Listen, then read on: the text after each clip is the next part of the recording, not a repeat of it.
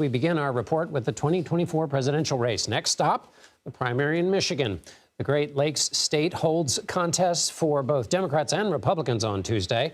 Former President Donald Trump and Nikki Haley are the Republican candidates. President Biden does not have a major primary challenger in the Democratic contest, but many in the large Arab and Muslim American community in Michigan who voted for him in 2020 say they might cast a protest vote in the upcoming primary due to Biden's nearly unwavering support for Israel in the Israel-Hamas war. Ed O'Keefe leads off our coverage from the battleground state. Nikki Haley's latest primary defeat in South Carolina hasn't changed her mission on the campaign trail. Today in Michigan, convincing Republicans they can't afford to renominate Donald Trump. He's not watching out for America. He's watching out for himself. Exit polls showed more than 30% of South Carolina's Republican voters would be dissatisfied if Trump became the nominee. Haley tells us that should be a warning.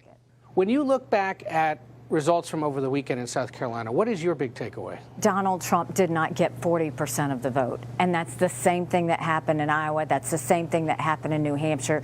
And that should be a red flag for Republicans everywhere. Haley also blasted Trump's takeover of the Republican National Committee. Chairwoman Ronna McDaniel announced she's stepping down, forced out by the former president, to make way for Trump's daughter-in-law and another ally to lead the party. Some RNC members are now concerned the committee may have to foot the president's legal bills. You've got Donald Trump using the Republican Party as his playpen, and now going to take the Republican Party to be his legal slush fund. That is a sinking ship for Republicans. Haley has promised to stay in the race through Super Tuesday, when voters in 15 states go to the polls. But a key finance source is drying up. Americans for Prosperity Action, backed by the billionaire Koch brothers, says it'll no longer spend millions to help Haley because it doesn't think she has a path to victory after the loss in South Carolina. Trump, meanwhile, is under fire for saying this weekend that his indictments and mugshots boosted his appeal among African-American voters. The mugshot, we've all seen the mugshot. And you know who embraced it more than anybody else? The black population. Black people are so much on my side now because they see what's happening to me happens to them. And Ed O'Keefe joins me now from Lansing, Michigan. Ed, let me switch over to the other half of your beat, which is the White House. Can you walk us through this protest vote in Michigan urging Democrats to vote for, or those who are, and how large are they, who are urging Democrats to vote uncommitted? Yeah, so it's an option they have here in Michigan in both primaries. It's a version of none of the above, in essence, a way to register opposition to those on the ballot. Progressives in this state and across the country urging Democrats in this state show up and vote uncommitted against the president and his stance on the Israel-Hamas war. That's a big issue in this state with large Arab American and Muslim American populations in and around Detroit and Dearborn.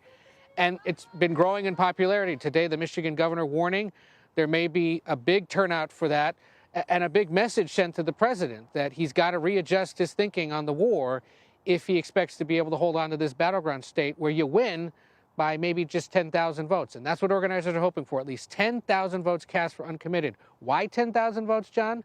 That's the number of votes, roughly, that Hillary Clinton lost to Donald Trump by here back in 2016. So every president gets grief from local parties on the ground saying that the president's not paying enough attention to the state.